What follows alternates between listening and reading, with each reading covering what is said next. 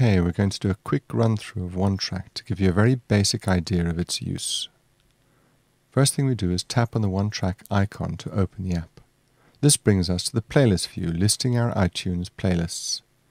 You'll need to create at least one playlist in iTunes on your Mac or PC or in the Music app on your iOS device before you can get started with OneTrack. If you have difficulty with this, then refer to the help pages in iTunes or visit Apple's website for further info. In the top part of our screen we get the option of creating our own OneTrack specific playlists, but we will delve into that in a future tutorial. For now we can just select our third playlist, Cinderella, which is one I created for a pantomime we did a few years ago. We now switch to our tracks view and see the tracks that make up our Cinderella playlist. At the top left of the screen is a button to switch us back to our playlist view. At the top right is the familiar iTunes icon, which shows us we are working with an iTunes playlist, rather than a playlist created inside OneTrack. Let's choose the Happy Ending track by tapping on it, and we switch to our main playing view. There are a number of options here which we'll not be exploring in this brief run-through, but I will go into all of this in more detail in future tutorials. Down at the bottom of the screen we can see some standard play controls, which I'm sure you're all familiar with, and on the bottom left we have a lock button, which I will explore in just a moment.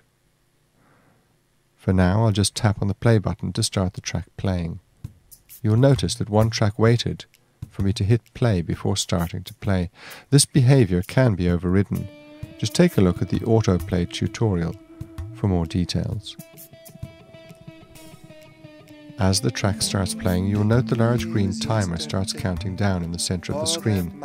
If we prefer to see elapsed time, we can just tap it to toggle the view.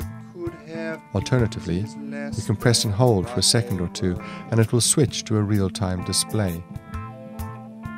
You can just tap it again and return it to a countdown. Tap on the pause button and the track fades down comfortably to a stop. Tap on the Next Track button and we switch instantly to the next track in the playlist. Tapping on the back button will bring us first to the start of our track, and with the next tap will bring us to our previous track, as expected. Let's start the track playing again and slide the lock to the on position. OneTrack is now locked, and our device will not go to sleep, regardless of the settings in your System Settings app. The screen rotation of the device is also locked, horizontal, vertical or upside down. And in order to avoid accidental taps, in portrait view, our buttons need a second tap in order to register. We are given a couple of seconds after our first tap to carry out our selection, or else the button fades away. So if I tap the pause button, I'm given the option of really pausing the track, or just ignoring the large button and letting the track continue.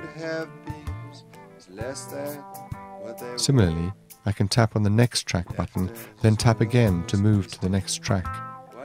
OneTrack then waits for me to tap on the play button when I'm ready. To return to our unlocked view, I can just slide the lock button to the left and we're back to where we started. That completes my brief run-through of OneTrack. As I said, in future tutorials I will go into the features and uses of OneTrack in more detail, but this covers its basic use. OneTrack is aimed at the solo performer, needing a reliable and straightforward way of serving up backing tracks. It's used by musicians, magicians, stage performers and entertainers of all sorts. Thank you for watching.